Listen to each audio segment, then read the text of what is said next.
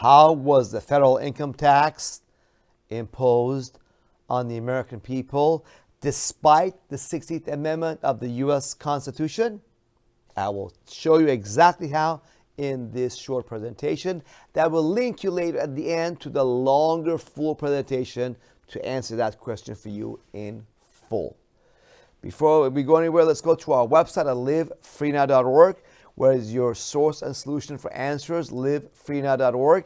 And I want to mention to you that I did in the previous video, a video on this topic, part 1, which is headlined, Did the 16th Amendment in 1913 permit the creation of the U.S. income tax system? There's a short video you should watch on that before you watch this video. Okay, there's a full video of that as well, as you see, more detailed. Let's go to the Constitution of the United States, which provides, when it comes to taxes, that no capitation or head tax or direct tax shall be laid unless in proportion to the census or enumeration that they're going to be taken. Okay, capitation means head tax. Every head, every man paying a direct tax. Also, the Constitution says that representative and direct taxes shall be apportioned, which means divided up among the several states which may be included within this union according to their respective numbers. And you should sample one of these for direct taxes done right here. You see in this picture in 1798, the states are listed and how much is apportioned, allocated to the states for the income tax that they have to collect from their people.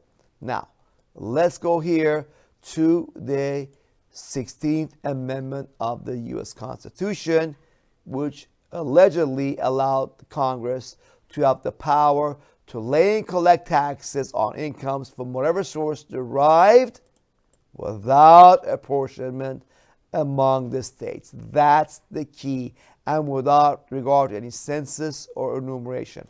What happened? Did that constitutional provision got repealed?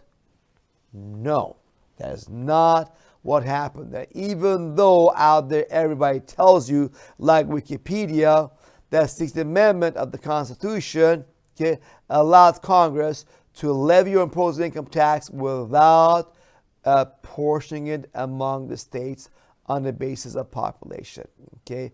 First of all, the Supreme Court did rule, folks, as you see, like here, in the cases, Supreme Court cases like Stanton versus Baltimore Mining Company, that 16th Amendment conferred no new power of taxation to Congress. And you see it here also in later on. If you look at, for example, here to 19th Amendment of the U.S. Constitution, which gave the woman the right to vote, right? Guess what? It gave also Congress the power to enforce this article by appropriate legislation, because it did give Congress new powers. Whenever a constitutional amendment gave new powers to Congress, they have this language in there. 13th Amendment, 14th Amendment, 15th Amendment, okay? They all have this language. Also, as you see in the 18th Amendment, which disallowed alcohol, prohibited alcohol, it has the same paragraph that, Congress has the power to enforce this new power by appropriate legislation. But guess what? When they want to get rid of this in the 21st Amendment, they explicitly said the 18th Article Amendment of the Constitution is hereby repealed. They have to do that because guess what? Direct taxes must be done in proportion to census and enumeration, and direct taxes to the state still must be apportioned among the several states. That was not repealed by the 16th Amendment. So how did they do it? By this Supreme Court case in 1901 called Downs versus Bidwell in 1901. And the Supreme Court in this case said that the Constitution does not necessarily apply to the territories, particularly those dealing with revenue or taxes. So limitations on taxing power of the U.S. government do not apply to Washington, D.C. and territories of U.S. government. And you see, folks, when we go, that's why when we go online, look at the definition of the United States and states in the Internal Revenue Code. Guess what? They only list District of Columbia. Their 50 states are not listed, are not part of that. That might be hard to believe for you right now, but folks, this is what it says, Section 7701 of Internal Revenue Code, the federal tax laws, which is the one right here. This is it, in this book, the federal tax laws. That's what you're looking at right now on your computer screen.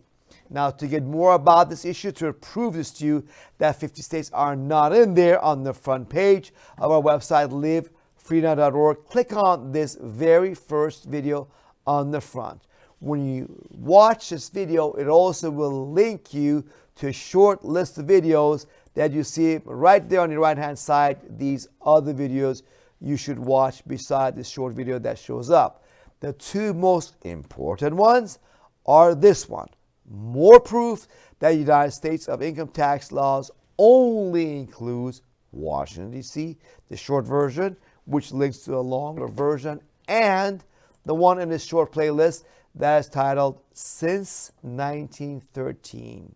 Has U.S. federal income tax law never applied to the 50 states of the Union? The short video is here, which links to the longer one. Folks, watch these videos.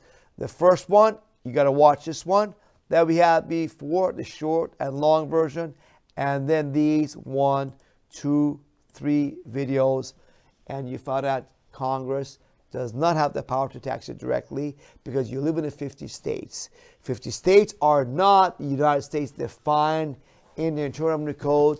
They can only tax, as you see in these videos, citizens and residents of Washington, D.C., and those who perform functions of federal public office, like congressmen, judges, federal bureaucrats, post office workers, and the military. Watch the videos for more, and you are right now on your journey to freedom, my friends. Continue in this path, and you will be free of our deception, robbery, and slavery forever. And please share this video with everybody you know out there to help them be free as well.